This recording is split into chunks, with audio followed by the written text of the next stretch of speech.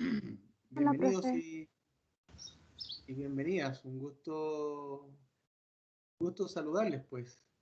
Darle la bienvenida a este año académico 2021. Año que más está que decir que es rarísimo toda vez que estamos en pandemia. Y, pero no es menos cierto que también estamos en un formato que llegó para quedarse, y en esa lógica, por lo tanto, en este contexto nos va a tocar como ir conociéndonos, y yo también, por cierto, también conocerles, pues. Eh, a ver, varias cositas, digamos, la primera que tiene que ver con que como ustedes ya están en segundo año, ya de una u otra forma ya están en otra etapa. Ya quiero ver si es que puedo agrandar un poco más este diapo. Eh, entonces, en esa lógica, les doy la más cordial de la bienvenida a este formato y en particular al segundo año de la carrera de psicología. Eh, um, Probablemente hay algunos que me conocen. Yo creo que muchos de ustedes a lo mejor ya tuvieron clases conmigo. A ver, voy a presentar de otra forma porque se ve muy chiquitito acá. Así que en esa lógica voy a presentar. Déjenme, digamos, como colocar bien la presentación en PowerPoint. Que a todo esto, no sé si la mayoría tuvo la posibilidad, pero están, en este caso, el material de hoy día ya y de la próxima clase también ya están en el aula virtual. Ya lo mismo que el apunte que les voy a pedir que puedan preparar. ¿No han tenido problemas como para acceder a al aula virtual? ¿Hay alguien que lo haya tenido como para tomar nota y ver durante, si no más tarde, durante la semana, ver cómo corregirlo? ¿No? ¿Pareciera que no? No, ¿No? profe. Ya.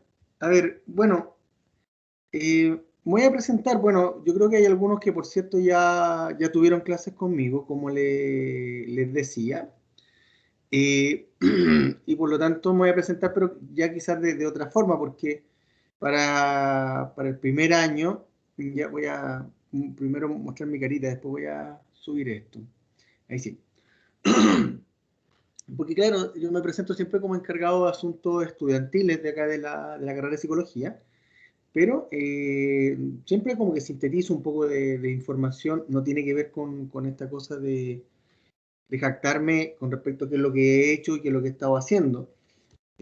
Lo que sí es que el ramo ciclo vital, infancia y adolescencia, es una asignatura que va muy de la mano del perfil que yo he ido desarrollando en los últimos 20 años, vinculado a lo infanto-juvenil, en términos de que mi formación siempre ha estado como más de esa línea. Lo que no quiere decir, por cierto, que yo no pueda ver a adultos o a los papás de los niños, porque en general, como yo les voy a ir mostrando, y por eso les voy a tener que explicar lo del enfoque integrativo, eh, la infancia y la adolescencia dependen mucho de los papás, de la mamá, de los cuidadores significativos que hayan, y por lo tanto también uno tiene que mirar cómo está ese papá, cómo está esa mamá, cómo está la historia de vida de cada uno de ellos. Hay cuidadores que muchas veces son los propios abuelos, que ya sea por tema de vida, porque a veces algunos papás o algunas mamás han fallecido, y los abuelos tienen que tomar un rol importante. A veces también a los abuelos les toca hacerse cargo de sus nietos, de sus nietas, por orden del tribunal, porque el tribunal de familia decretó que la tuición o bien el cuidado de los nietos y de las nietas tienen que estar a cargo de los abuelos paternos o los abuelos maternos. Entonces, en esa lógica, ya, la asignatura que vamos a tener este semestre, además de que Perdón, es un horario bien complicado, toda vez de que es después del almuerzo, pero va a ser una buena asignatura, no tan solo porque en esa lógica siempre trato de establecer y estimular un buen diálogo con los y con las estudiantes, sino que también porque tengo harto material, a su vez conozco a varios y varias egresadas que han participado en las versiones anteriores de este curso, que vienen acá a exponer su experiencia laboral en torno a temáticas de infancia y adolescencia. Entonces, el curso no tan solo va a tener una lectura bibliográfica y también clase expositiva como la que yo voy a empezar a hacer hoy día, sino que también van a venir exalumnos y exalumnas a contarnos un poco qué es lo que hacen en este trabajo. Tan relevante y tan importante y tan trascendental, toda vez de que todas las recomendaciones internacionales, no tan solo a nivel psicológico, sino que también a nivel biológico y a nivel social, hacen notar la importancia de la detección temprana de problemas, de una alimentación saludable desde temprana edad, eh, tener un ambiente familiar basado en el respeto, en el cariño y en el amor, así como también acceso a la educación, acceso a la salud, acceso a una vivienda. Eh, entonces, si un niño y una niña crecen con todos esos factores a favor, claramente el desarrollo psicológico es muy óptimo, digamos, ¿ya? Y por lo tanto, sin duda, las probabilidades de generar un mundo mejor claramente aumentan. Sin embargo, por eso lo del enfoque integrativo que yo les voy a ir mostrando hoy día, ya tiene que ver con que la infancia y la adolescencia tienen que ser vistas desde una perspectiva integradora.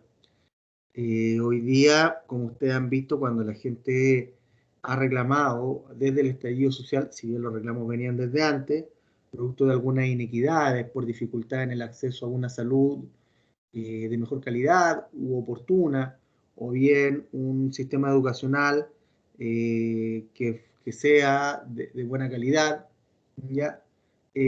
Complementan, digamos, claramente el desarrollo que cada uno de nosotros tiene, y sin considerar esos aspectos, claramente vamos a dejar de ver algunos aspectos muy relevantes de la infancia y de la adolescencia, ¿ya?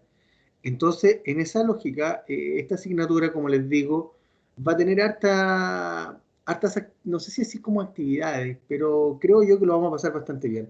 No tan solo vamos a ver esta literatura, la bibliografía asociada al curso, no tan solo van a venir egresados y egresadas también, sino que también vamos a ver algunos videos que forman parte del material que el Estado chileno tiene en algunas de sus páginas, como el programa Chile Crece Contigo, ¿ya?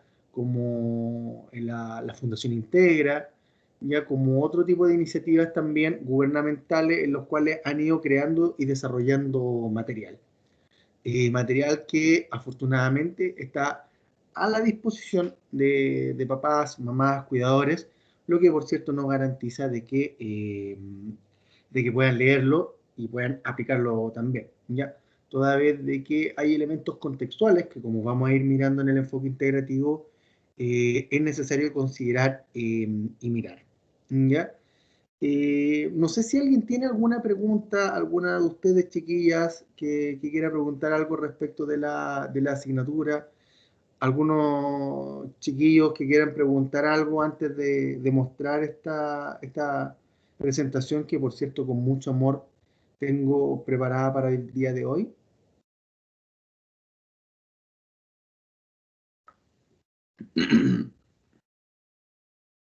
Bien, bueno, por si acaso, Profe, como... Sí, dime.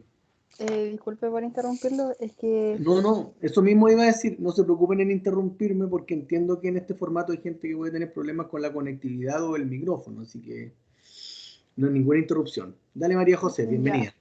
gracias. Profe, que la lectura que puso en el aula virtual, ¿era para hoy día o es para la próxima semana? Claro, para la próxima semana, no, no, Ah, no es ya, como me asusté. que lo tenían que traer leído. Pero de todas formas, ya el apunte se complementa mucho no, no sé si es que alcance a ver el otro PowerPoint hoy día, ya, pero sí al menos va a complementar mucho de lo que vamos a ver en el otro PowerPoint que habla como de la introducción al ciclo vital, ¿ya? Así que cuando tú los leas te vas a dar cuenta que tienen mucha información en común, pero tiene que ver con que es necesario reforzar algunos contenidos como para seguir avanzando. ¿En qué sentido?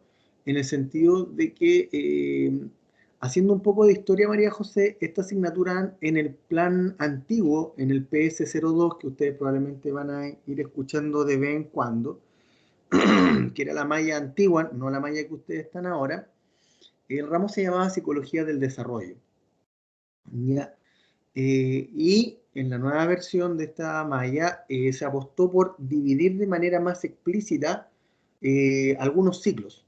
Y en esta cosa dividir entre lo que es infancia y adolescencia y lo que es la adultez y la adultez mayor. Pero en ambos grupos, ¿sí? El desarrollo sigue siendo plástico, algunos periodos, por cierto, más intensamente que otros. En infancia el desarrollo neuronal, cerebral, es muy plástico, muy influenciable, versus después ya en la adultez, y probablemente en la adultez mayor incluso, donde ya la estructura no logra, biológicamente hablando, regenerarse con la misma velocidad, no logra producirse, digamos, como los mismos tipos de aprendizaje que se producían cuando uno era más niño, digamos. Entonces, hay temas que tienen que ver, por ejemplo, con la plasticidad, pero también, por ejemplo, con lo que es la multicausalidad. Nuestro desarrollo depende de muchos factores, no tan solo los genéticos, los ambientales, como les voy a ir mostrando en el enfoque integrativo. Entonces, se complementan muy bien tanto el apunte como el PowerPoint, que también yo le subí como para ir adelantando la posibilidad de descargar la información y tengan, por supuesto, los PowerPoint al día. No sé si te logro responder, María José, si ese era lo que querías preguntarme. Sí, profe, gracias. De nada, güey, bienvenida. Lo va a pasar muy bien hoy día. ¿Me crees o no me crees, María José? Sí, Me cree todo el rato. Mira, María José, te voy a hacer participar un minuto a lo más. Mira, María José, mira, préstame atención. ¿Habías escuchado hablar de lo que son los enfoques psicológicos? Sí. sí, algo así. ¿Qué, qué enfoques psicológicos has escuchado o has estudiado hasta ahora? Enfoque psicológico, o sea, como de la psicología, así como psicoanálisis, Ya, conductual, cognitivo, ya. y no me acuerdo qué más. Humanismo, Ah, sí, sí, ya. Y lo sistémico, así como lo familiar. sí, lo sistémico y lo Mira, transpersonal. mira, la transpersonal es interesante. En algún momento aprendí harto de esa línea. Sobre todo porque tuve clases con un profesor que se llama Alejandro Celis, que es uno de los referentes a nivel nacional de lo que es la psicoterapia transpersonal. Muy capo Alejandro Celis. Ojalá que algún día escuche este audio y este video, pero yo creo que no. Pero muy agradecido de él. Mira, ¿sabes por qué te pregunto eso, María José? Porque habemos algunos psicólogos que estudiando psicología nos empezamos a percatar de que explicar el comportamiento de una persona desde un solo enfoque eh, tiene sus riesgos, ¿ya? Y tiene sus riesgos porque el ser humano y su comportamiento es muy complejo. O sea, si hablamos desde que el psicoanálisis nos plantea que nuestro comportamiento tiene causas inconscientes, situaciones que no nos recordamos que nos han pasado en nuestra vida y que nos pueden influir, eh, tiene sus razones, ya, tiene su evidencia.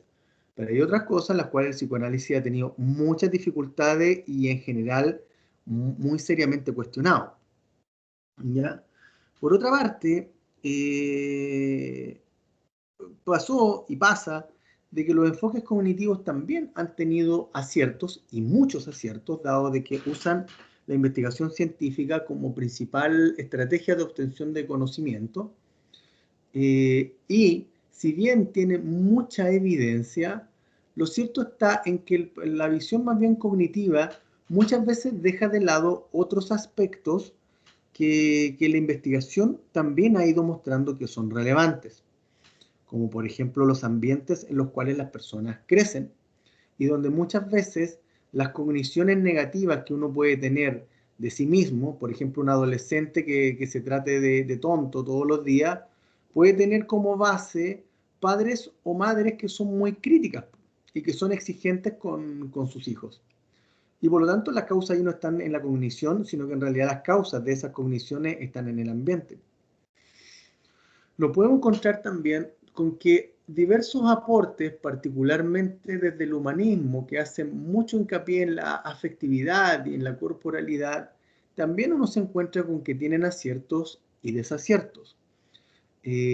Grandes conceptos han surgido acá desde la visión y desde el paradigma más bien afectivo y emocional, pero también les ha costado, en este caso, superar u obtener más evidencia científica eh, para algunos de sus planteamientos, ¿ya?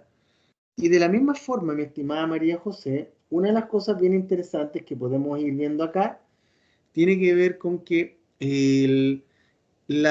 lo biológico, lo genético, los problemas de salud física también juegan un rol importante en el comportamiento de las personas. No es lo mismo un niño que tiene asma versus un niño que no tiene asma. Allí, claramente, si uno empieza a recordar de que cuando uno es niño o cuando son niñas, uno de los grandes motores, digamos, como de lo que hace un niño y una niña es jugar. Pero si tiene asma, claramente no puede exigirse mucho físicamente porque se va a ahogar. Por lo tanto, cuando yo empecé a estudiar psicología, chiquillos, ahí en la Universidad Central, como yo les he comentado a algunos, soy exalumno de esta carrera, de esta universidad, desde el año 2001, cuando egresé, ya hace 20 años. Eh, Me acuerdo que en primer año me llamaba la atención el psicoanálisis, ¿sí? Particularmente el mecanismo de defensa llamado proyección. Y está a la vista de que hay una serie de test psicológicos, como el test de Rorschach, por ejemplo, que se basan en que la gente proyecta su mundo interno en una lámina y la respuesta que da da cuenta un poco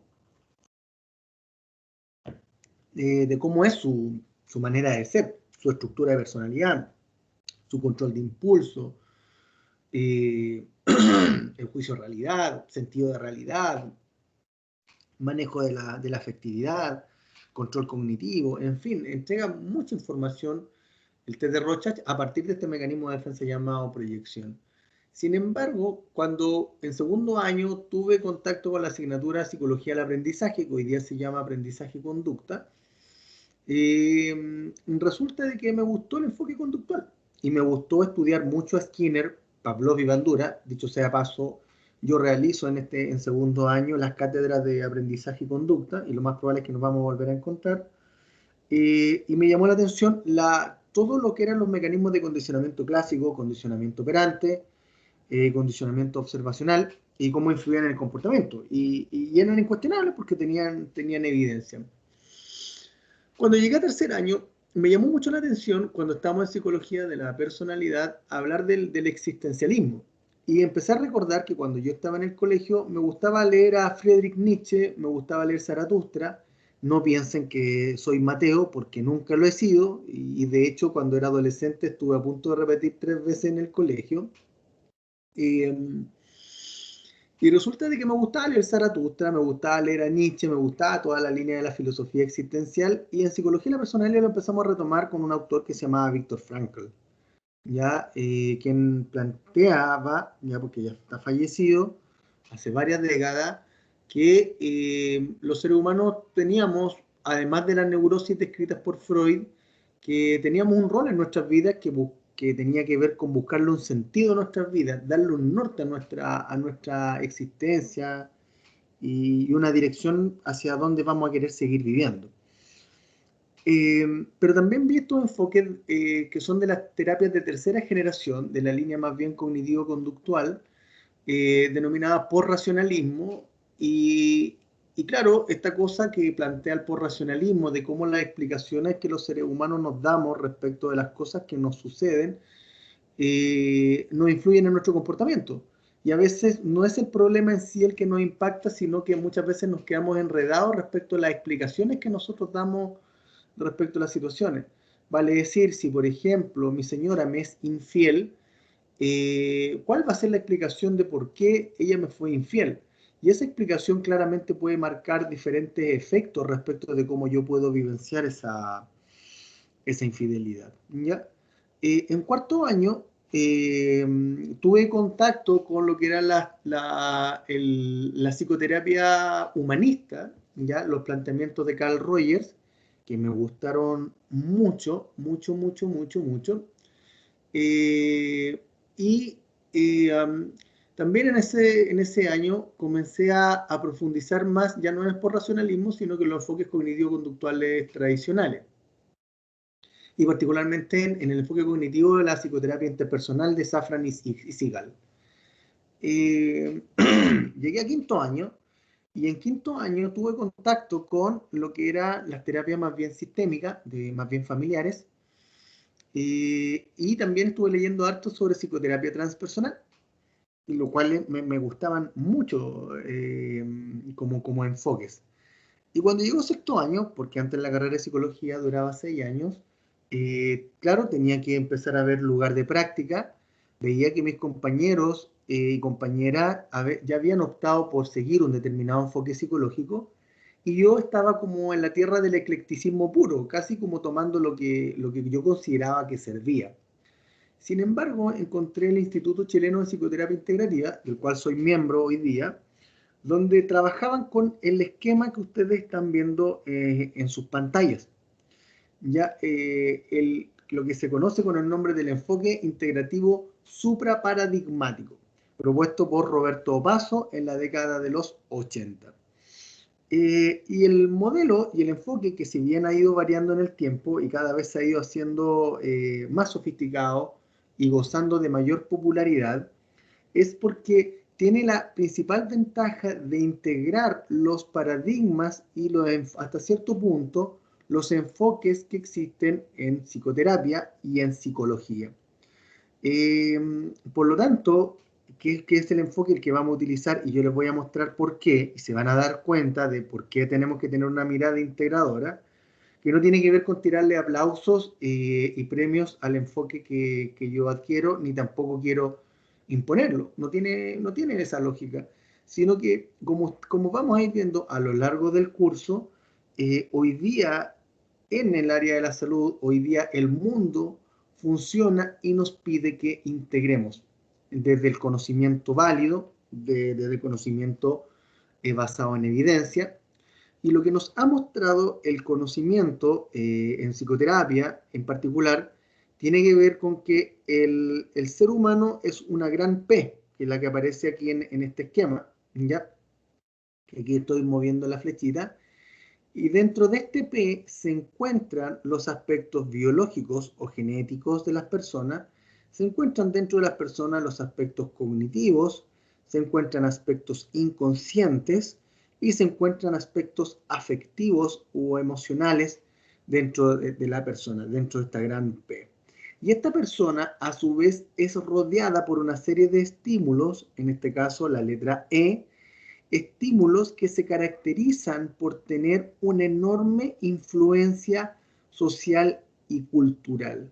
Y por lo tanto, todos estos aspectos que tienen que ver con el sistema educacional, que tiene que ver con el tipo de crianza que recibieron nuestros padres y nuestras madres, eh, la comuna en la cual nos toca vivir, la época histórica en la cual nos toca estudiar o desarrollarnos, claramente va a tener un efecto también en nosotros, de tal forma que esta E interactúa con y se relaciona con esta P, y a partir de esta interacción, compleja por cierto, va a generar un determinado comportamiento, una determinada conducta, descrita acá como una letra C.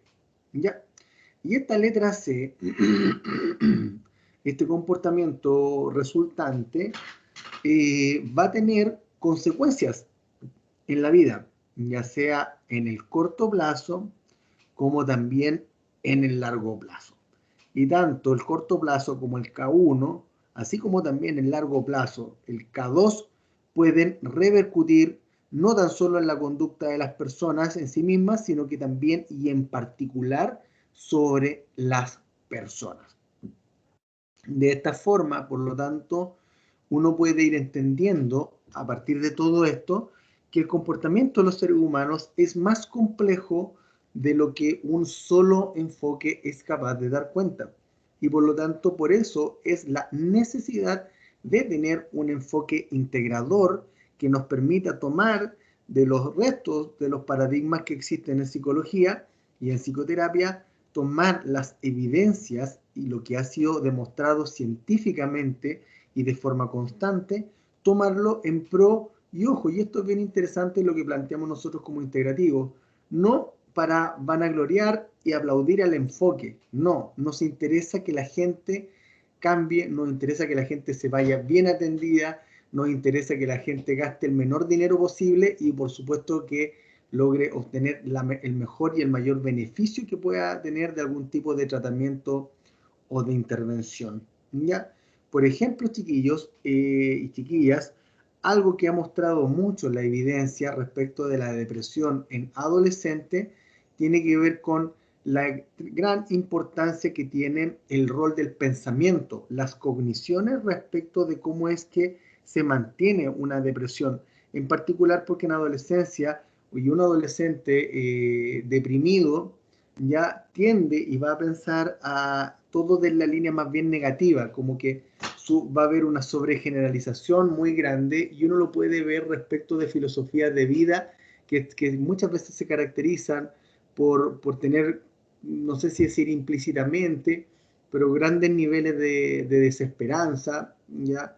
De soledad y en el fondo filosofías de vida que no permiten que el adolescente se siga desarrollando, sino como que le estanca muchas veces su propio desarrollo, impacta autoestima, impacta autoconcepto, impacta las relaciones interpersonales, aumenta el riesgo de suicidio, en fin, aparecen por lo tanto como muchas evidencias a favor del rol de lo cognitivo en lo que es en la depresión, ¿ya?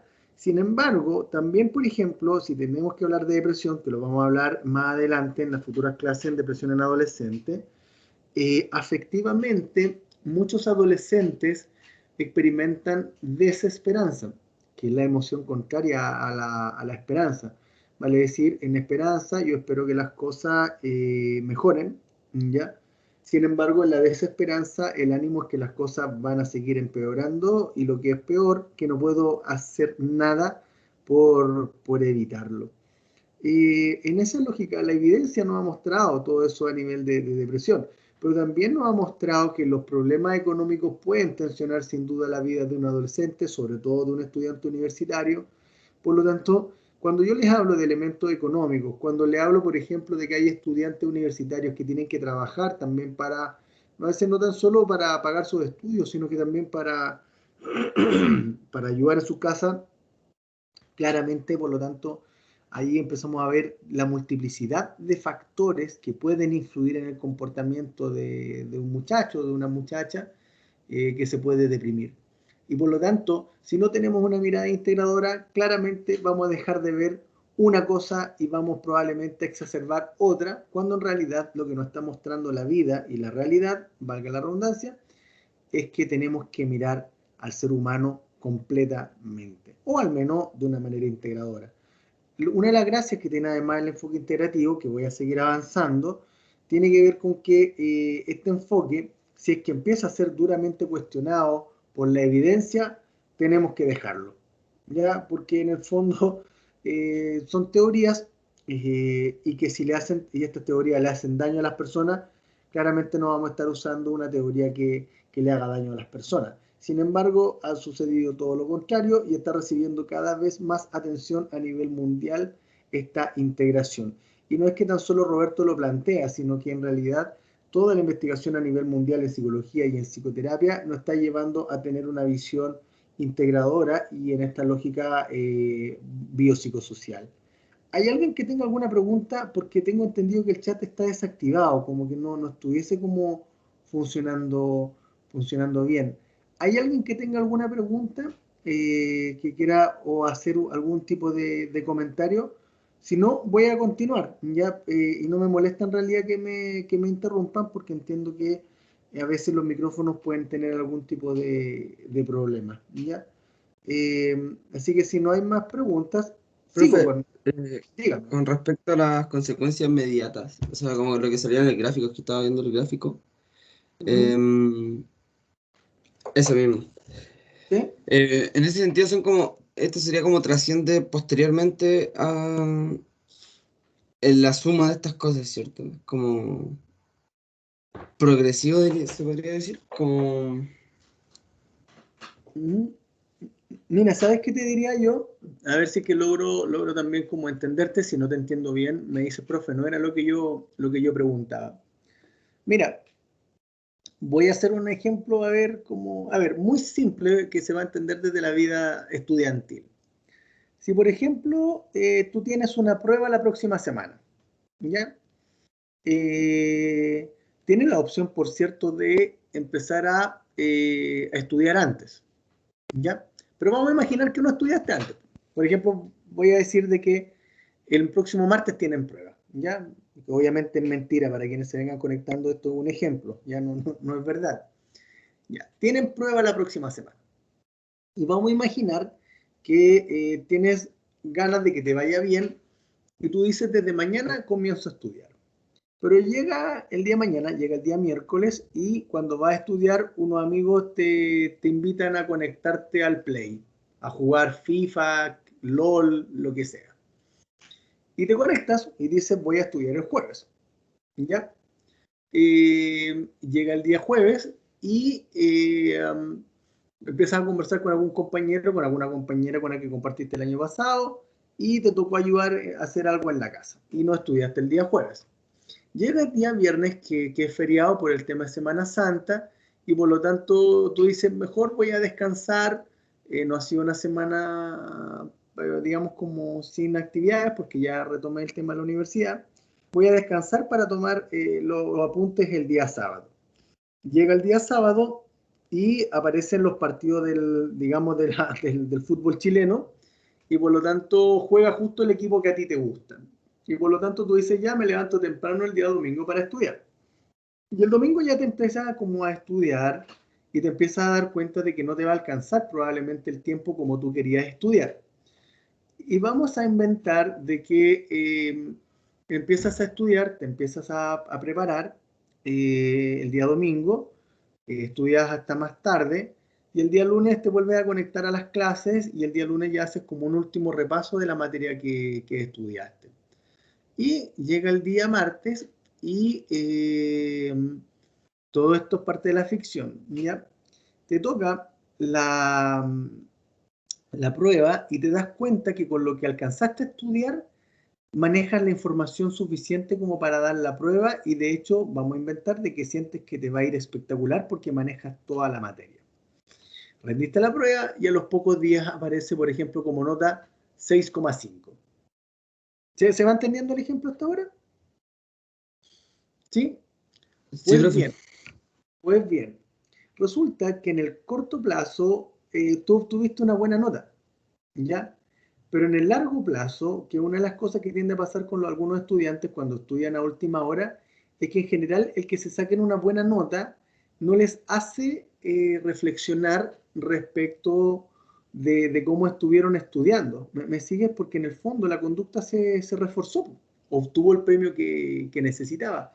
Por lo tanto, si yo les fijo de nuevo otra prueba, lo más probable es que tú no vas a empezar a estudiar con tiempo debido a que las consecuencias inmediatas, vale decir, las consecuencias que recibiste con la nota fueron buenas, fueron consecuencias agradables. Y por lo tanto funcionó tu técnica de estudio, que fue a última hora, pero te funcionó, como la ley del mínimo esfuerzo, que es lo que le llaman algunos estudiantes universitarios.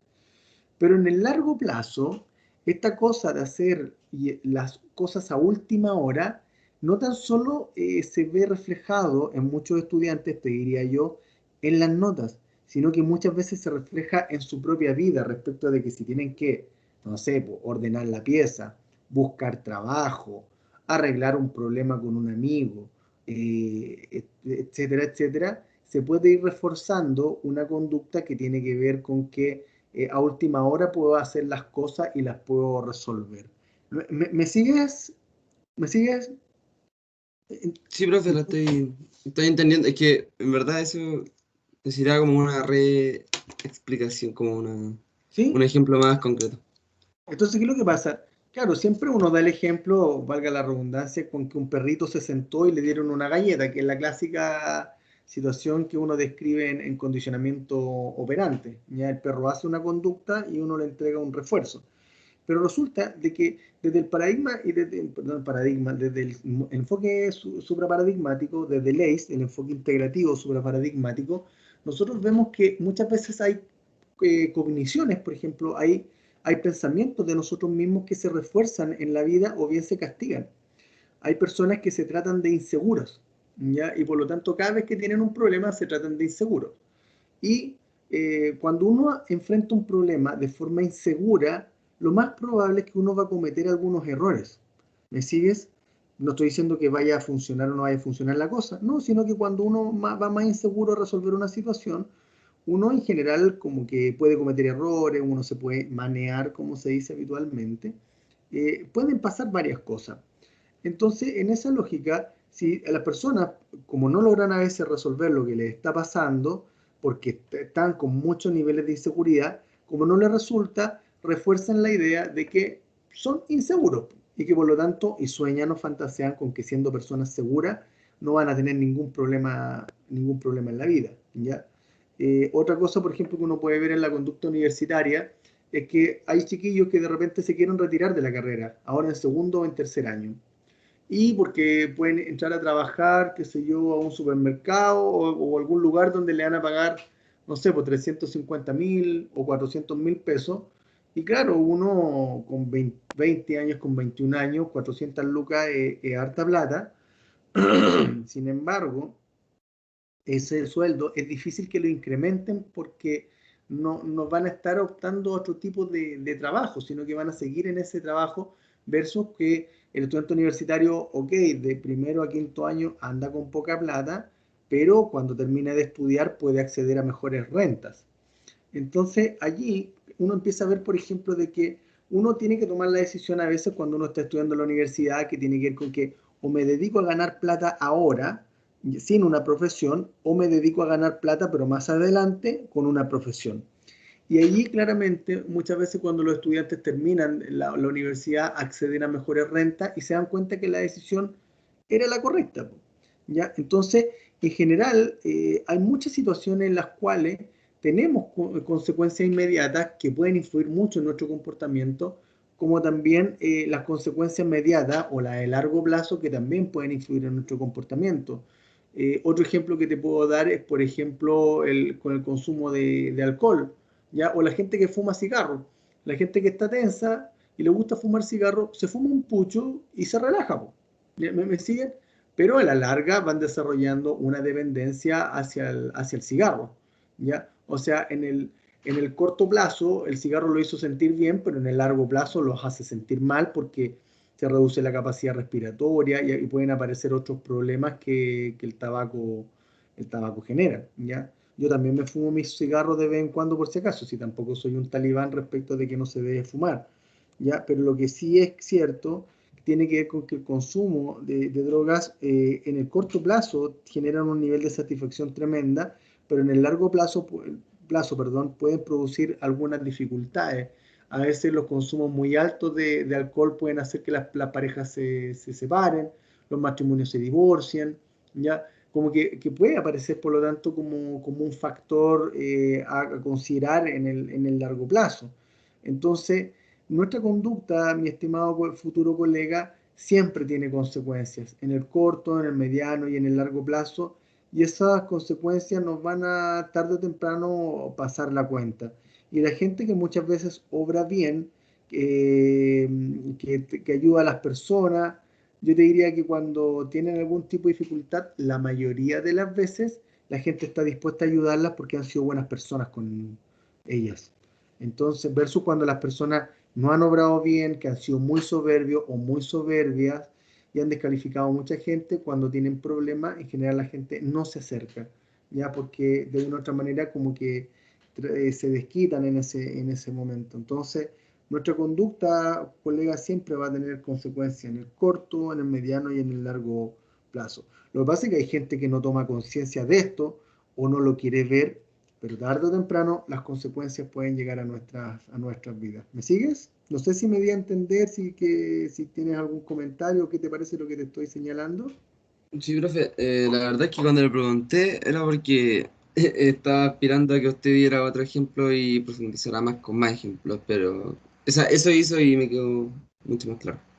Mira, de hecho, Davor, voy a ir más allá y antes de que hagamos un break, ¿ya?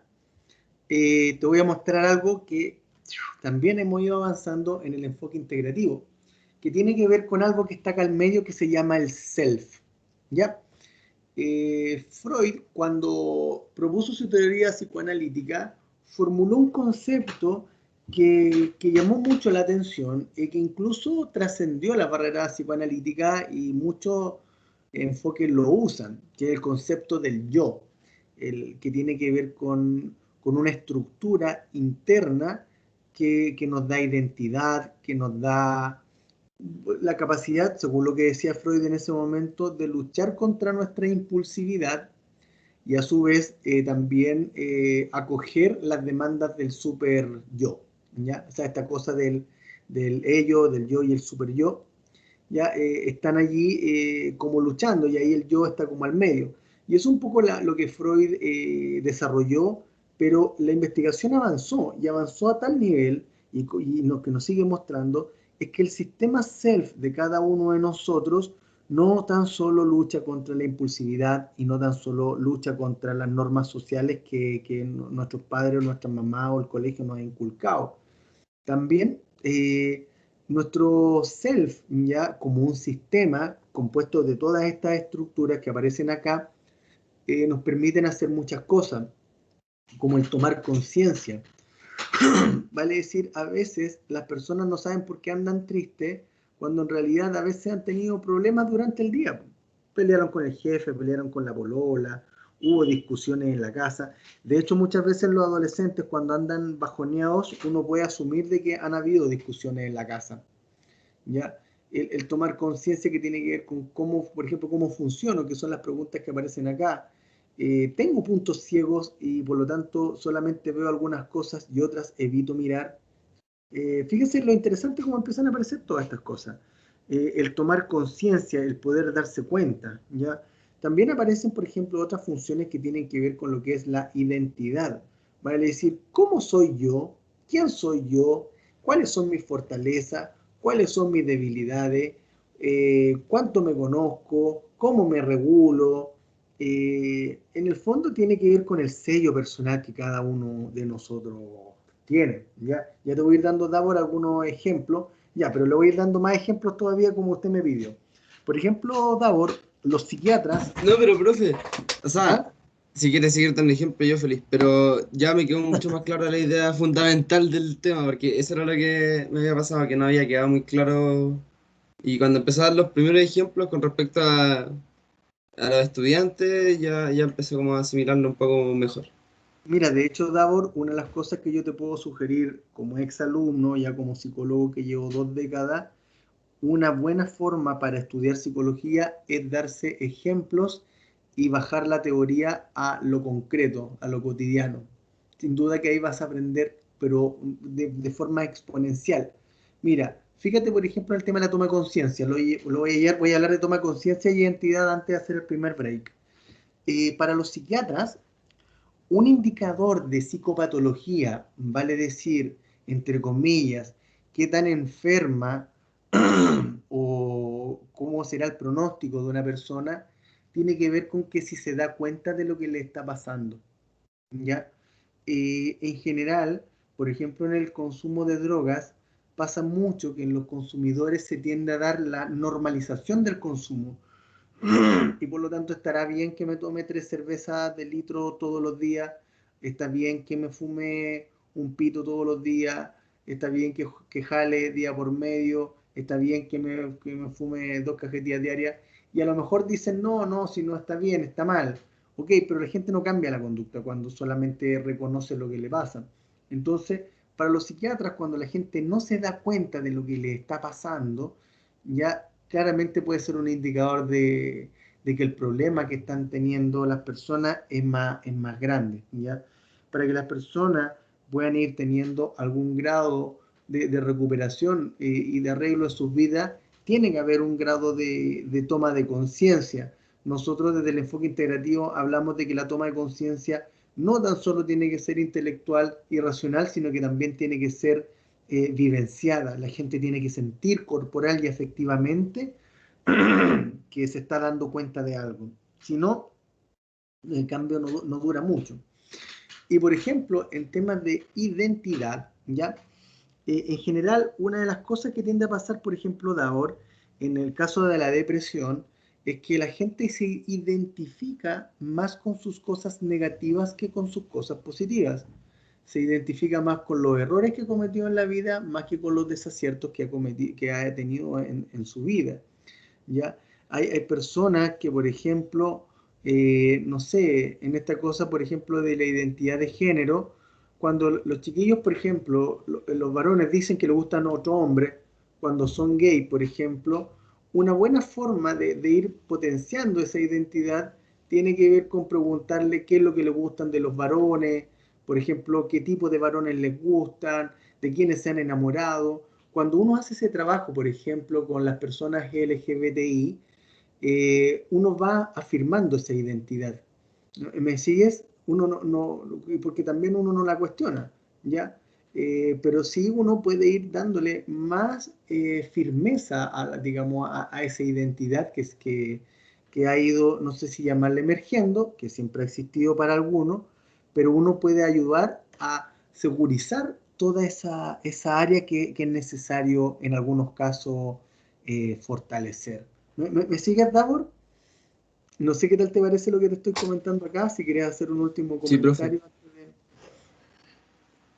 No, o sea, es que es muy verdad lo que dice eso de al traer las cosas, como lo que decía al inicio, de como al llevar las Francisca, cosas a un nivel.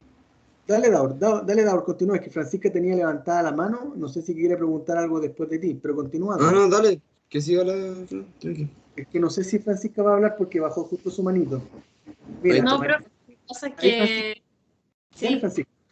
ya estaba como un poco desconcentrada, entonces ahora como que me enchufé bien y en realidad quería como hacerle una pregunta a media resumen, como para ver si está bien lo que estoy entendiendo. Que al Dale. final se trata de que el sistema integrativo, así se llama, ¿no? ¿Verdad? El enfoque Integrativo. integrativo. El Enfoque enfoque integrativo. integrativo evalúa como todo, es como una cadena que evalúa todas las aristas que pueden, que no sé cómo explicarlo. Mira, ¿has jugado alguna vez póker jugando cartas? No, nunca. Ay, me falló el ejemplo, ya. Mira, no es que voy a adelantar, ya como que tú dices, profe, así como pregunta resumen, es que yo en el póker, si tú me tiras 3 ases, yo te tiro 3 ases y un as más. Mira, lo que vamos a ver en el próximo bloque es ya mirado, ya en fino, lo que cada paradigma ha aportado en la visión de los niños, niñas y adolescentes. Lo que tú puedes ver acá es lo que la evidencia nos ha mostrado en cada uno de los paradigmas de cómo es que todo influye en la vida de un niño, de una niña y de un adolescente. Lo que vamos a hacer, por lo tanto, tu pregunta nos lleva a que vamos a abrir este tema. Ya no nos vamos a Ah, conformar, no nos vamos a conformar diciendo, hay que tener una visión integrada. No, lo que vamos a hacer es que cuando tengamos que estudiar el comportamiento de un niño, de una niña, de un adolescente, vamos a tener que mirar todas estas cosas. Son hartas, son hartas, pero todo esto es lo que nos muestra la investigación. Son todos estos grandes detalles que aparecen y que están influyendo en nuestras vidas. Es como que yo te diga, Francisca, y te preguntara así, ¿tú crees, Francisca, que tú hubieses sido la misma si hubieses tenido que estudiar en Argentina? Si hubieses tenido que estudiar en Antofagasta, si hubieses tenido que estudiar en Madrid, si hubieses tenido que estudiar en Nueva York, ¿serías la misma? Y uno empieza a darse cuenta de que más allá del sistema educacional, uno creció con determinados tipos de relaciones, que es lo que aparece, por ejemplo, acá en el paradigma ambiental, acá arribita, en la zona izquierda, la historia escolar. ¿Con quiénes te llevabas? Pues, ¿con qué compañeros o con qué compañeras te relacionabas en el colegio? Y sabes una cosa, Francisca, hay mucha gente que sufrió de bullying y que en el colegio le hicieron trizas su vida. Y uno dice, oye, ¿y eso influirá en la construcción de autoestima de las personas? Es probable que influya. ¿Y qué pasa si, por ejemplo, de esta cosa de lo sistémico, tú tienes unos papás muy amorosos y sufriste de bullying? Chuta, te cuidaron harto, ya. Pero ¿qué pasa si tus papás, por el contrario, decían que lo que te pasaba era una tontera y te ignoraban? Claramente el daño puede ser mayor. Entonces, todos estos aspectos que aparecen acá descritos en esta diapo, que la vamos a ver de vuelta de recreo, nos va a permitir ir bajando aún más esta visión integradora del comportamiento de las personas. Y cuando uno estudia el comportamiento de los niños, siempre uno tiene que explorar el cómo se están llevando con los compañeros y con las compañeras. Siempre. Hay algunos que se llevan súper bien con sus compañeros, otros que no. Otros que, por ejemplo, lo han cambiado harto de colegio y la investigación lo que nos muestra es que eso tiene un determinado impacto afectivo en los niños cuando van al colegio. Entonces, lo que tú estás preguntando es muy atingente a lo que vamos a hacer en el próximo bloque. No sé si me doy a entender, si me sigues o era lo que querías escuchar o quieres agregar otro as más, como uno diría en póker. No, profe, de ahí cuando volvamos, si me surgen más preguntas, le hago las preguntas correspondientes. Pero ¿qué tal te pareció la esquinita? Interesante, ¿eh? Sí, sí. Lo que pasa es que cuando puso eso ya como que se me aclaró la película de lo que Oye, estamos viendo. y son muchas cosas, Francisca. De hecho, una de las cosas que uno tiene que ir mirando, por ejemplo, en los niños más pequeños, y es lo que también vamos a ver en su oportunidad cuando tengamos que hablar de infancia, son las pautas y los patrones de apego, es decir, la relación vincular que existe entre la mamá y sus hijos. Marca gran parte de nuestra manera de ser la relación que tuvimos con nuestra mamá. Lo vamos a ver, los 4 tipos de apegos que existen, cómo los tipos de apego pueden facilitar la aparición de ciertas patologías, digamos. Ya vale decir, por ejemplo, mamás que son muy críticas de su hijo pueden favorecer la aparición de depresión en adolescencia. Mamás que, por ejemplo, son muy aprehensivas y muy temerosas pueden generar en algunos niños y en este caso en adolescentes crisis de pánico, crisis de angustia. Es bien interesante la literatura del apego y de hecho, Francisco, parte de lo que es para darle la palabra a Javiera, es parte de la política pública hoy día. De hecho, uno de los objetivos de por qué el postnatal tiene que extenderse de 6 meses, que hoy día, a en lo posible 2 años, que son las recomendaciones de la OCDE, de la Organización para la Cooperación y el Desarrollo Económico, que establece que son 2 años, es porque el apego es muy relevante en la regulación emocional y cómo los niños y las niñas se van a seguir desarrollando. Vamos a ver. ¿Ah? ¿Sí? ¿No? Ah. Así que, Francisca, vamos a mirar todas esas cosas. Qué bueno que te haya gustado la respuesta y la diapo que yo te mostré, porque es un continente a explorar todo lo que les voy a mostrar. Así que gracias, Francisca, por el comentario. Javiera, ¿quieres preguntar algo, comentar algo? Si es que estás allí Sí, conectada. profe, quería hacer una pregunta. Obvio, Es bienvenida. que de lo que estábamos hablando antes, así, del paradigma que mostró el ejemplo, ¿Sí? que tengo una duda acerca de las consecuencias que que el niño o adolescente sufre.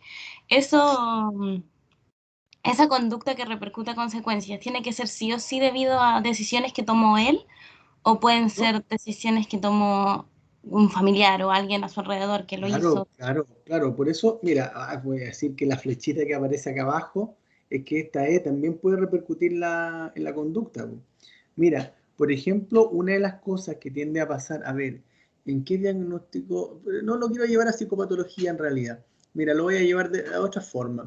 Mira, cuando los papás tienen que escoger qué tipo de colegio van a asistir sus hijos, pueden explorar muchas opciones, no tan solo si es particular, particular subvencionado o si es, digamos, municipal, ¿ya? También pueden ver qué tipo de religión tienen sus colegios, ¿ya?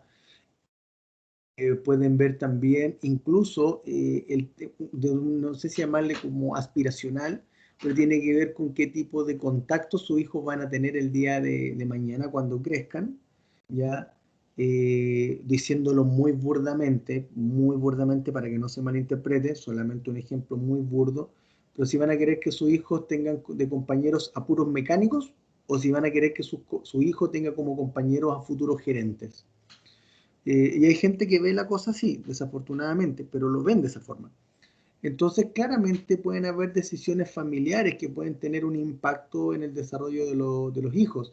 Por ejemplo, cuando los papás deciden, por ejemplo, cambiarse de ciudad para iniciar un buen negocio, o por ejemplo, cuando la gente se viene a trabajar acá en Santiago con su hijo, y claramente esos cambios de ciudades pueden tener efecto con sus chiquillos.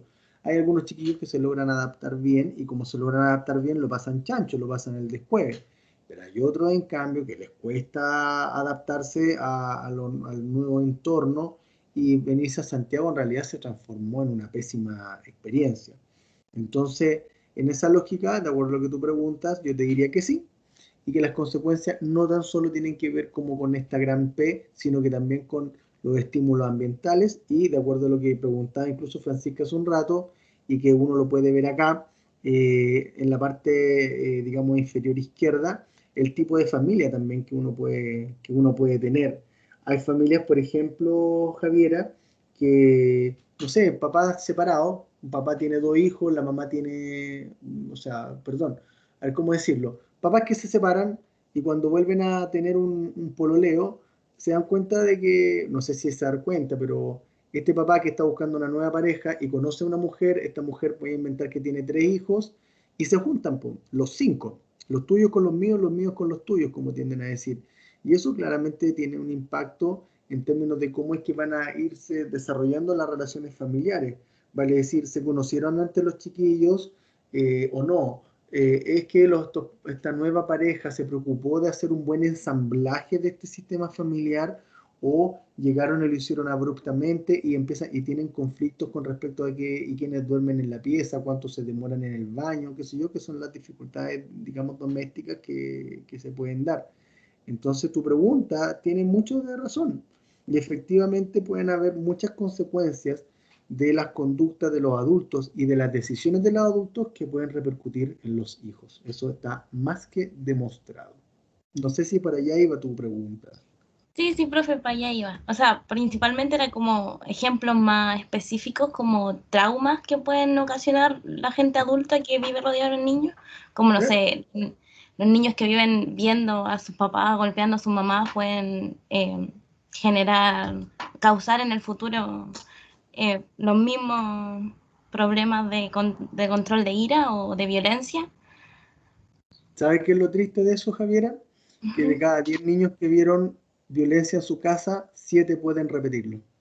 Sí. Uno esperaría que la cosa fuera al revés, que la gente no repitiera las historias de violencia de sus familias y los gritos. Se esperaría que no repitieran, pero todo lo contrario. Se da esa tendencia, se da ese patrón. Y por lo tanto, por eso, como vamos a ir mirando cuando tengamos que ver habilidades parentales y marentales, que lo vamos a ver acá dentro del curso, una buena manera de trabajar con los papás y con las mamás tiene que ver con que puedan mirar ellos y ellas sus propias historias de crianza para criar a sus hijos y criar a su hija. Si no ven su historia de crianza, si no las reparan, es probable que repitan la misma historia. Eso es verdad. Le voy a contar algo propio aquí. Que pasa que mi mamá siempre como que para enseñarnos cosas a mí y a mi hermano siempre se repitió a sí misma que no quiere tratar a su hijo, o sea, no es que tuvo una mala familia, pero dijo que todas las cosas como que le faltaron de su familia no quiere que le falten a su hijo. Y ella al mismo tiempo piensa que todas las familias son así, porque como una persona, como ella no repitió lo que le repitieron a ella, todos tienen que ser así. Y la verdad no es así. No, pues no es así, o sea, hay que, no sé si pedirle que hagamos un monumento ahí en Plaza de Italia o Plaza de la Dignidad para tu mamá y colocarla allí. Hay adultos que sí resignifican, ya que le dan un nuevo significado a su vivencia, y claro, no repiten la misma historia, no la repiten. Y eso claramente habla de, digamos, como de un potencial de resiliencia muy alto, porque de una u otra manera siempre aparecen historias ahí entre papá y mamá. Entonces, el que en tu historia personal tu actúe así es algo que es muy bueno, muy, muy, muy, muy bueno. Y probablemente tú vas a ir desarrollándote como alguien que va a escuchar a su mamá muchas veces, que por otra parte se puede ir dando de que la mayoría de las veces vas a pensar las cosas antes de actuar. Es probable que te pasen alguna de esas cosas, Javiera. Si no te pasan, te va a resultar fácil aprenderla. Sí, sí, de hecho bastante. Tengo como harta capacidad para escuchar los consejos de los demás debido a eso y siempre recurrir a pensar antes de tomar una decisión muy, muy grande. Y este cálculo, más allá que tú digas, oye, el profe Ascuñán la embarró, ¿cómo lo hizo? ¿Cómo logró Sí, adivinarme? ¿Ya? Pero en el fondo tiene que ver con que cuando las mamás y los papás resignifican sus historias, se educan a sus hijos de otra forma. Y no lo educan en base a perder la paciencia, sino que lo educan en base al razonamiento, al entendimiento, al escucharse, al pensar las cosas. Y por lo tanto, como tienen esos modelos, cuando están en situaciones complejas, los chiquillos son más calmados, son más pausados, no se tiran a los leones al tiro. En cambio, otros que tienen papás o mamás que pierden la paciencia muy rápido, la toma de decisiones es súper complicado, porque tuvieron papás y mamás que perdían la paciencia. Entonces, cuando resignifican la historia, claro, no pierden la paciencia ellos como adultos y le inculcan a sus hijos que tengan paciencia para resolver las cosas. En cambio, papás que son muy impacientes, mamás que son muy impacientes, pueden generar hijos que también sean impacientes. ¿Me sigues? Por eso te decía cómo es el alcance. Si tu mamá pudo resignificar su historia y funcionó de otra forma contigo, diferente como funcionaron con ella, lo más probable es que tú funciones de otra forma. Y lo más probable es que si es que el día de mañana tú llegas a ser mamá, si es que así lo deseas, lo más probable es que tú vas a tratar de repetir la misma historia porque fue buena historia para ti. sí, sí, tiene razón. Son valores que se impregnan al final. Pues, sí, son valores, como tú dices, que nos dan valor, pues, no es el precio, ¿ya? Sino que nos dan el coraje como para enfrentar las dificultades en la vida. Lo que pasa es que los valores están medio desvalorizados, porque han aparecido otras cosas como la plata y el dinero, que obviamente nos permiten acceder a bienes y servicios que necesitamos en este sistema en el que vivimos. Claro. Pero para Pero resolver, valores pero para, personales. pero hay momentos en los cuales en la vida el tema del dinero no lo logra resolver, sino que son los valores los que aparecen allí. Y por lo Sí. tanto, allí los valores nos dan ese coraje para enfrentar esas cosas. Mira Ya, qué gracias, interesante. profe. De nada. Francisca, ¿quieres preguntar algo antes de hacer el primer break? Sí, profe, que con lo que estaba hablando mi compañera me surgió una duda. Dime, dime. Que si acaso un trauma tiene que ser necesariamente como una consecuencia de una vivencia, por ejemplo, o puede como autogenerarse, o quizá, no sé, po, quizá heredarse de alguna manera. Mira, no sé si autogenerarse un trauma, y ahí me pillaste, no te podría decir a ciencia cierta si es así, si es así o no. Ya lo que sí te diría es que el trauma tiene que ver con experiencias dolorosas, con un fuerte impacto afectivo y afectivo como basado en la pena, la tristeza, la desilusión, que nos pueden marcar en la vida y hacer que nuestra existencia tenga un curso diferente a como lo podría haber sido si no hubiese estado esa experiencia traumática. Ahora, esa experiencia traumática la podemos recibir de forma directa, pero también se puede dar de que nosotros de forma indirecta podamos haber visto algo que nos impactó y que nos conmovió hasta lo más profundo de nuestro ser. Lo que sí te podría decir yo que más que autogenerado, tiene que ver con que las personas cuando han pasado por situaciones traumáticas es esperable que experimenten culpa, ¿ya? Que por cierto no le hace muy bien, porque en el fondo no tienen por qué atribuirse algo que no provocaron, y eventualmente si lo provocaron tampoco era su intención hacerlo. Pero en esa lógica yo te diría de que la gente cuando ha pasado por experiencia traumática, su cabeza hace que le repite, le reitera la experiencia una y otra vez afectivamente, la emoción aparece una y otra vez. Y entre cognición y afecto, claramente al sistema self le van dando duro, pues le van colocando la pista más cuesta arriba. Entonces, muchas veces en todo ese procesamiento y todo ese efecto que se produce, la culpa va muy de la mano. La gente, lo que yo hablaba ayer con unos estudiantes que de primer año de procesos psicológicos que estuvieron súper motivados a todo esto y terminamos hablando cada vez menos de procesos psicológicos y terminamos más hablando de los efectos que podían producir en las personas el abuso sexual, por ejemplo. Y una de las cosas que yo le hacía notar era de que la gente que ha sufrido abuso sexual, el tema de la culpabilidad lo acompaña y las acompaña durante harto rato, porque se atribuyen mucho que los hechos y que en el fondo lo que les sucedió fue porque ellos no hablaron, fue porque ellos no se defendieron, fue porque ellas no pidieron ayuda. Y en realidad el no pedir ayuda, el tener miedo, el no decir nada, son todos efectos de las experiencias traumáticas. Es esperable que la gente no pida ayuda después de una experiencia traumática. Es esperable que la gente se sienta muy culpable de lo que le pasó. Es esperable que la gente no hable de lo que le ocurrió. ¿Ya? Claro, terapéuticamente después la gente obviamente aprende a pedir ayuda y no guarda silencio y el miedo va disminuyendo, pero en general es como esperable que pase eso. Entonces, de acuerdo a lo que me preguntas, no sé si un trauma se podría autogenerar, ¿ya? Lo que sí te diría yo es que la culpa puede generar enormes, ¿cómo decirlo? Enormes daños en la autoestima de las personas. El sentimiento de culpabilidad es muy fuerte, está acompañado de angustia, de tristeza, de rabia consigo mismo, y que claramente pueden ir dañando el funcionamiento de las personas que han sufrido algún tipo de trauma. No sé si te logro responder o quieres como complementar algo más o corregirme si es que no era lo que tú querías escuchar. No, profe, sí está bien, solo que realmente como que recién me estoy planteando la pregunta, pero sí me respondió de alguna manera lo que yo pensaba. Quería como confirmar algo.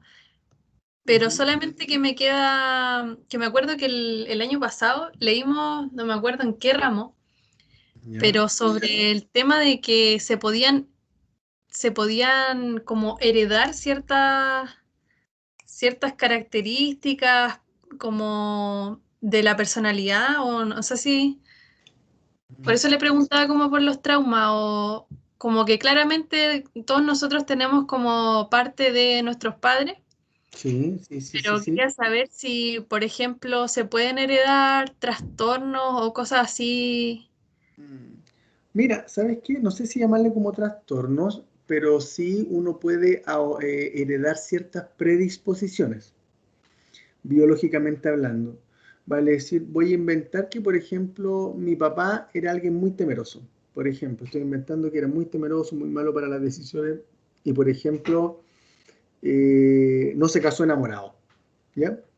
No se casó enamorado, se casó con una pésima mujer y al cabo de un par de meses y un par de años se empezó a deprimir porque en el fondo él nunca pudo hacer lo que realmente quería hacer en su vida y en realidad le gustaba otra mujer, pero siguió estando allí con esa mujer porque en el fondo tuvo hijos y no quería dejar solo a su hijo porque está mal dejarlo solo, ¿ya? Y por lo tanto se deprimió debido a que nunca pudo tener lo que él quería. Estoy inventando, ¿ya? Eh, lo que podemos suponer es que si estos hijos que él tiene se van desarrollando, va a haber que ver qué tan temerosos ellos pueden ser, vale decir, qué tan, ¿cómo decirlo? No es débil la palabra, pero qué tan frágil puede ser su funcionamiento, ¿ya? Y ahí uno empieza a decir, el niño es frágil emocionalmente porque su papá le traspasó eso, o bien porque el papá se comporta de una forma así de frágil y el niño la copió, la imitó y como que forma parte de su conducta aprendida. Entonces, yo te diría que lo que nosotros vemos desde el enfoque integrativo es que la genética pone su rol sin duda, pero también el ambiente y con quienes nos rodeamos nos van a ir influyendo. Ahora, hay algunos tipos de psicopatologías donde la genética no es de forma directa, digamos, como que se hereda, como en el caso de la esquizofrenia, ¿ya? Si tu papá y tu mamá tenían esquizofrenia, ni tú ni tu hermano van a tener esquizofrenia, ¿ya? Lo que sí es que un primo tuyo o una prima tuya podrían desarrollar esquizofrenia. Como que el gen se va, como que va saltando, ya no hace como la linealidad que uno esperaría, pero sí se salta como familia, como que por ejemplo, si un tío tuyo, por ejemplo, tiene esquizofrenia, uno podría razonablemente pensar de que si que llega a pasarte algo a ti o a tu hermano, pudiera haber algo de esquizofrenia que no necesariamente se puede dar, pero podría darse. ¿Me siguen? No sé si para allá iba lo que comentabas o lo que leíste el año pasado. Sí, profe, sí, se relaciona con eso lo que leí, que no me acordaba bien, pero ahora como que me surgieron las dudas y las preguntas. Pero eso, gracias, profe. De nada. De hecho, toda esta cosa que tiene que ver como con la heredabilidad de los comportamientos sigue siendo todavía como fuente de debate como para esclarecerlo. Claramente, ¿cuándo tiene más peso la biología? ¿Cuándo tiene más peso lo aprendido, la experiencia? Pero lo que sí está como más validado tiene que ver con que es una interacción muy compleja y hay ambientes en los cuales las psicopatologías puede que no aparezcan y en otro ambiente la psicopatología va a aparecer sí o sí. Vale decir, por ejemplo, en estos muchachos, hoy, hablando de Sename, ya que aparece tanto con temas como delictivos, que sé yo, asociado a que mucha de la gente que delinque estuvo en Sename, muchas veces uno se encuentra con que las mamás de estos chiquillos tenían problemas de consumo de drogas graves y que consumieron mucha sustancia durante el embarazo, lo cual trajo consigo de que el desarrollo cerebral no fue el mismo y cuando el desarrollo cerebral se ve impactado por consumo de sustancias, por ejemplo, la impulsividad es más alta, por ejemplo. ¿Ya? Así como también los niveles de extroversión, que son parte, digamos, como de los aportes de Hans Eysenck, cuando hablaba del continuo de introversión y extraversión, ¿vale? Es decir, cuánto hablamos hacia afuera versus cuánto nos hablamos hacia adentro. Y hay gente que es más introvertida, que no habla mucho hacia afuera, versus que algunos extrovertidos se lo hablan todo para afuera. Entonces, claro, uno se va encontrando con que a veces hay factores que se van desarrollando durante el embarazo y que van predisponiendo a que uno vaya desarrollando un determinado tipo de conducta. Entonces, estos chiquillos, por llamarlo así, Sename, ya lo estoy diciendo como una cosa como muy burda, porque Sename tiene muy buenas redes también, o sea, justos pagan por pecadores. La cosa es que imaginemos un muchacho que su mamá tuvo un problema de consumo, que su cerebro no se desarrolló lo suficiente, que hay altos niveles de impulsividad. Lo más probable es que ese niño a los 3 4 años va a tener un nivel de hiperactividad muy alto que no va a permitir que él pueda estar en cualquier colegio, porque lo van a empezar a echar debido a la conducta disruptiva que va a tener. Eso va a traer consigo que lo más probable es que se desescolarice porque va a empezar a repetir, porque no va a empezar a tener la educación que requiere.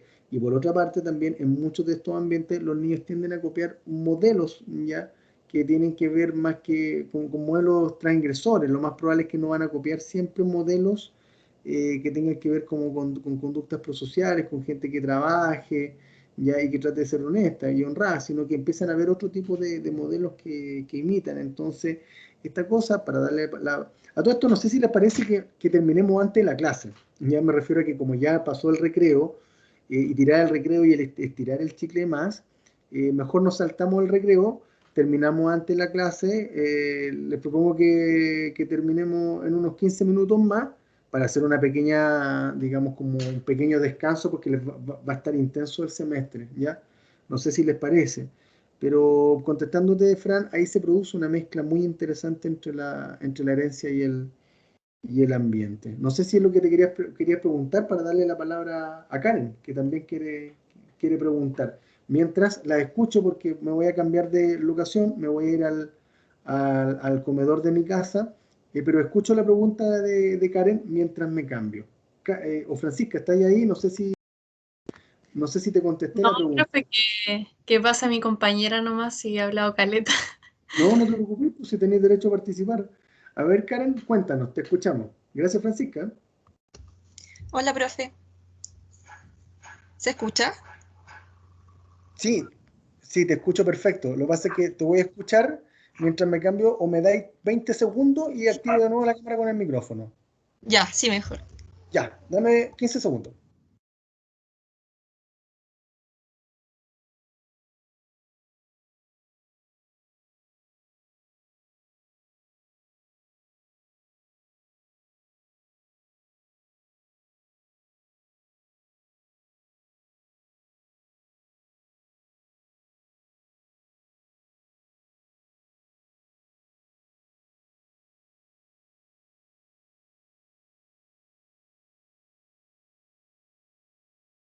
Ya, ahora sí, me demoré 25 segundos, pero me traté de demorar lo menos posible. Dale, te escucho. Sí, profe, le quería preguntar sobre, como usted estaba hablando sobre las drogas en las mamás, Ya. eh, están en gestación, quería preguntarle sobre las pastillas que son como ansiolítico o para la depresión, si influye en el embarazo. Mira, buena pregunta. Dale, a ver, sin ser experto en farmacología, ya que en el fondo es toda la disciplina que estudia los fármacos, estudia la... Hay una serie de cosas que tienen los medicamentos que tienen que ver con los... Ya me voy a acordar de los nombres, pero como el mecanismo por el cual cómo operan los medicamentos. Mira, existe una extendida creencia con que las mamás no deberían tomar medicamentos durante el embarazo, ¿ya? Lo cierto es que, por cierto, es recomendable que no tomen medicamentos, ¿ya? Es recomendable eso. Sin embargo, sí existen ciertos medicamentos que se les puede dar a algunas madres embarazadas e incluso algunas que están dando pecho y que no generan impacto en los bebés, ¿ya?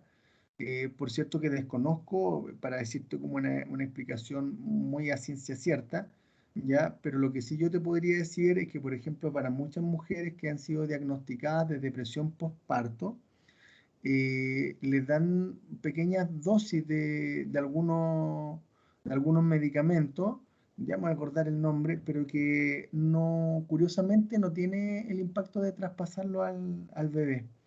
Entonces, hay algunos medicamentos que se pueden ir utilizando, pero siempre, obviamente, toda esa toma de decisiones dependen del médico que está a cargo en este caso, del ginecólogo, ya que va a estar a cargo del proceso de embarazo. En general, lo que se busca muchas veces en las madres, no tan solo que tengan una buena alimentación, sino que vivan en un buen ambiente en el cual el bebé se pueda desarrollar de buena forma. Y esto tiene que ver con que el cuerpo de la mamá va a ir liberando una serie de sustancias, vale decir, si se siente cómoda y está pasándolo bien, los niveles de serotonina en ella y de endorfina van a ser muy buenos y por lo tanto el bebé va a percibir que la mamá está bien, digamos. Sin embargo, hay otras mujeres que muchas veces porque un embarazo no deseado, ya, u otras que pudieran impactar a que el bebé pudiera nacer como con un determinado nivel, no sé, de mayor sensibilidad, ya producto de que la mamá estuvo cursando un embarazo con mucha alerta, ya, y que por lo tanto estuvo liberando una serie de sustancias que hacían que el bebé, por lo tanto, estuviera también en una determinada, no sé si actitud, porque es raro decir que un bebé con una actitud, pero sí pudieran impactarlo, ¿ya? Por eso la salud materno-infantil, cuando tengamos que estudiarlo, Karen, vamos a hablar desde cómo es que la mamá, en este caso, y cómo tenemos que cuidar a las mamás cuando estén embarazadas, cosa de que el bebé nazca lo más saludablemente posible, así como también la mamá se sienta lo suficientemente apoyada y respaldada cuando tenga que dar a luz, cuando tenga que amamantar, cuando tenga que criar los primeros meses, ¿ya?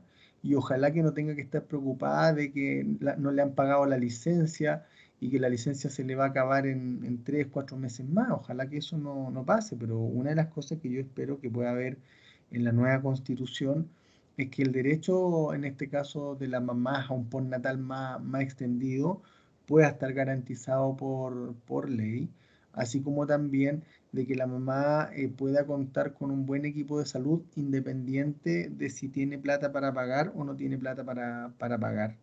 Entonces, lo que yo te diría respondiendo a tu pregunta es que sé de que algunas mamás con tema de cuando ya han dado a luz y si es que hay algo en la lógica de la depresión postparto, sí les dan algunos tipos de medicamentos que y se les puede dar que no afecta el desarrollo del bebé.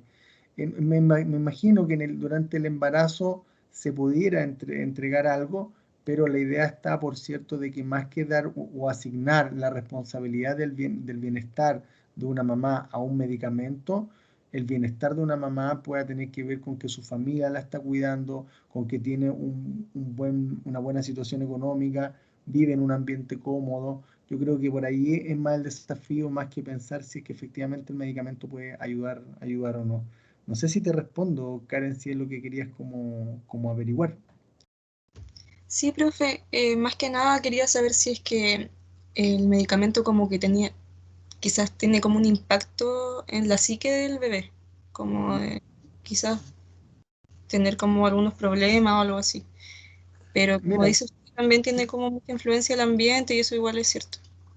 claro que esa un poco, yo te diría que, claro, cuál es mi expertise o cuál es mi área es esa, vale decir, de cómo es que yo puedo intervenir en la vida de una persona, más allá desde el lenguaje, desde el diálogo, por cierto, también desde ambientes bien nutritivos, por decirlo así, y bien saludables. Claramente los ginecólogos allí tienen la respuesta con respecto de si es bueno que puedan tomar algún tipo de medicamento o no. Yo me imagino que sí, ¿ya? Yo creo que por cierto que hay algunos medicamentos que no se dan, ¿ya? Porque obviamente pueden poner en riesgo incluso hasta el embarazo mismo, ¿ya? Entonces allí, claro, los ginecólogos, te diría yo, en la industria farmacológica tiene que haber avanzado. Pero yo te diría que, por ejemplo, yo me acuerdo una tesis muy linda que desarrollaron unos estudiantes hace unos años atrás, que fue este tema de la depresión postparto. Y entrevistaron a las mujeres que habían tenido depresión postparto y lo que encontramos, o sea, que es que patúo decir lo que encontramos, por más que yo he sido profesor guía, pero lo que encontraron los estudiantes tenía que ver con que las mujeres no lo habían pasado muy bien durante el embarazo, ya sea porque los papás de los niños habían mostrado, por ejemplo, habían dos mamás que habían tenido depresión postparto, que habían sido mamás jóvenes, mamás a los 18 años más o menos, y los papás de los niños no se hicieron responsables. Entonces, ella, además de tener que criar, se encontraron con la desilusión de su expareja, porque la expareja no la apañó, no las ayudó. Otras, por ejemplo, que contaban de que se habían deprimido porque la mamá las había echado de la casa, por ejemplo. Entonces, muchas veces el diagnóstico, por ejemplo, de depresión postparto lleva e induce que uno solamente piense casi en lo biológico, como que la mamá se deprimió porque ya no tiene al bebé en su guatita, cuando en realidad se puede deber a una serie de factores, como por ejemplo, una de las cosas, Karen, que transversalmente las entrevistadas comentaron, tenía que ver con que su cuerpo había cambiado, con que ya no eran las flaquitas de antes, sino que habían subido de peso, con que tenían estrías, con que también su piel había cambiado mucho y le había costado recuperar la cintura. Habían elementos, no sé si llamarle estéticos, pero claramente sí influían en cómo ellas se vivenciaban como mamás, porque antes de ser mamá, por decir, o sea, siempre van a ser mujeres, ¿ya? Pero se sentían, eran mujeres diferentes, digamos, no tenían que criar. Entonces, en esa lógica, el concepto de depresión postparto, por ejemplo, tiende por lo general a hacer de que uno no visibilice una serie de cosas que tienden a pasar también alrededor de las mujeres. Y de hecho en la depresión postparto lo que puede pasar es que pueden generar mamás que sean más aprehensivas con sus hijos, mamás que pierden fácilmente la paciencia con sus hijos, se da y se puede dar esa tendencia. Entonces, ¿hay algunos medicamentos que ayudan a la mamá con la depresión postparto? Sí, efectivamente la ayudan.